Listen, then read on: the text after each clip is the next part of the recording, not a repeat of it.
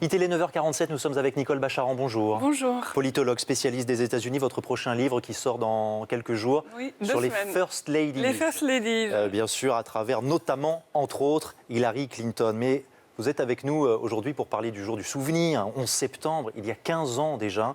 L'Amérique était frappée au cœur, près de 3000 morts. Nous ne le savions pas encore, mais nous venions de changer d'air. On le réalise un peu mieux aujourd'hui. Est-ce que les États-Unis regardent beaucoup dans le rétroviseur ? Pas énormément. C'est vrai que le 11 septembre, maintenant, ça fait partie de l'histoire, qu'on le trouve dans les livres d'histoire, dans les écoles. 15 ans dans la vie d'un enfant, c'est beaucoup. Que le quartier du World Trade Center est complètement reconstruit.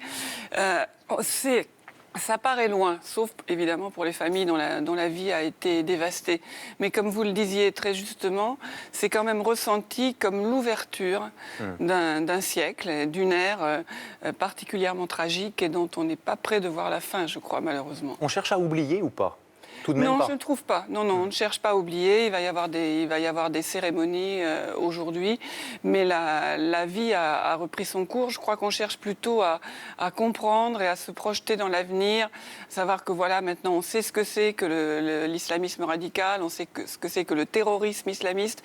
Il a continué à frapper aux États-Unis de manière moindre, et là aussi on s'interroge sur les méthodes pour lutter contre la prolifération des attentats, mais évidemment, on le sait tous, le terrorisme islamiste frappe aussi à l'extérieur des frontières des États-Unis, et ça n'a fait en fait que croître et embellir depuis le 11 septembre, et c'est vraiment sur la compréhension de ce phénomène et la lutte contre ce phénomène que les Américains se concentrent. Est-ce que on parle du 11 septembre en tant que tel, bien sûr j'imagine à travers la menace terroriste, pendant cette campagne, Hillary Clinton et Donald Trump suspendent le temps de ce dimanche leur campagne. Est-ce que c'est un sujet ?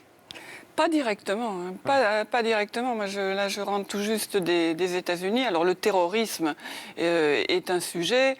Les choix qu'a pu faire Hillary Clinton à la suite du 11 septembre, tels que le vote de l'autorisation du recours à la force en Irak, est un sujet. Est-ce qu'elle a bien fait, mal fait, les gens, on dit plutôt mal fait, sur sa capacité de jugement. On revient aussi un petit peu sur le rôle de Hillary Clinton, sénatrice de New York, au moment du 11 septembre, donc dans l'organisation des secours, de la reconstruction. C'est présent dans la campagne à travers la carrière de Hillary Clinton, mais pas beaucoup plus. Ce qui est particulièrement sidérant et angoissant aussi, c'est de voir à quel point tout se tient. Le 11 septembre, finalement, on parlait de changement d'air. Ça a mené en quelque sorte à la situation dans laquelle on se trouve aujourd'hui sur le front terroriste. Ça peut paraître un raccourci. Et pourtant, les interventions en Afghanistan et en Irak, on le sait, ont posé les fondements de l'État terroriste qu'on connaît aujourd'hui. Est-ce qu'il y a une forme d'autocritique aux États-Unis sur ce point ?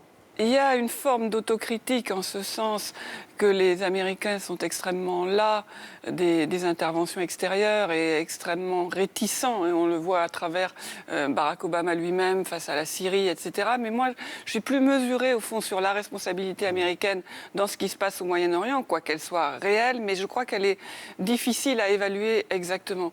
Parce que la guerre d'Afghanistan avait été ressentie comme quelque chose de justifié, à laquelle les Français participent, ont participé et continuent à participer. Et on voit bien pourtant que la situation de ce pays n'est pas près de se résoudre. Et en Irak, c'est vrai que si la guerre n'avait pas eu lieu, on ne sait pas du tout à quoi ressemblerait l'Irak d'aujourd'hui. Je ne pense pas que l'Irak de Saddam Hussein aurait évolué d'une manière paisible dans cette région. Donc on a un inconnu. Mais bon, la guerre a eu lieu. Et effectivement, il y a eu des conséquences terribles, mais qui ne sont pas dues qu'à l'intervention américaine. Donc il y a plutôt, je crois, aux États-Unis, le sentiment que ces régions sont épouvantablement compliquées et que si on peut ne pas s'en mêler, ce serait beaucoup mieux. Et pourtant, on l'a vu à travers Barack Obama, je le redis, il a toujours été ramené aux tragédies du Moyen-Orient, alors que lui voulait se tourner vers l'Asie, la Chine, etc. Donc le sentiment que c'est très compliqué et que le rôle, au fond, des Américains, qu'ils agissent ou qu'ils n'agissent pas, est toujours à la fois critiqué, dénigré et presque impossible à réussir. Ça, oui, c'est très fortement ressenti. Nous sommes en guerre, on nous attaque pour ce qu'on représente. C'est ce que dit aujourd'hui François Hollande, Manuel Valls. C'est ce que disait juste après les attentats du 11 septembre George Bush. Là aussi, George W. Bush, là aussi, les parallèles est saisissant. Le parallèle est saisissant et c'est vrai.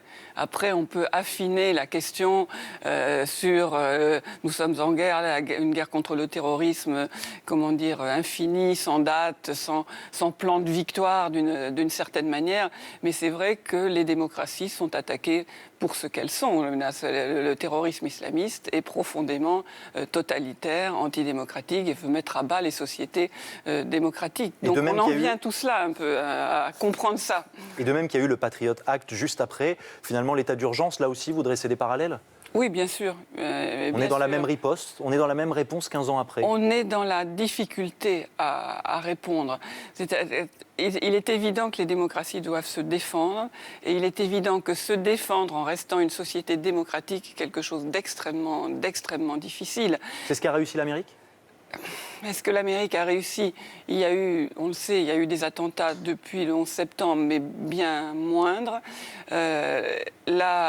Le Patriot Act ne va pas si loin. Moi, je n'ai jamais été très fan, mais il ne va pas si loin qu'on peut l'imaginer. Il y a eu des retours en arrière, puisque c'est une loi qui est à renouveler tous les 5 ans. Donc, tous les 5 ans, elle a été réexaminée. Et en fait, tout ce qui empiétait largement sur les libertés publiques a été quand même un petit peu réduit. La France est très, très menacée aujourd'hui, donc ça n'est pas choquant que l'on cherche des pistes de ce côté-là, mais on voit bien que c'est très difficile à ajuster, à la fois être efficace, assurer la sécurité des citoyens et de l'autre côté maintenir un mode de vie démocratique.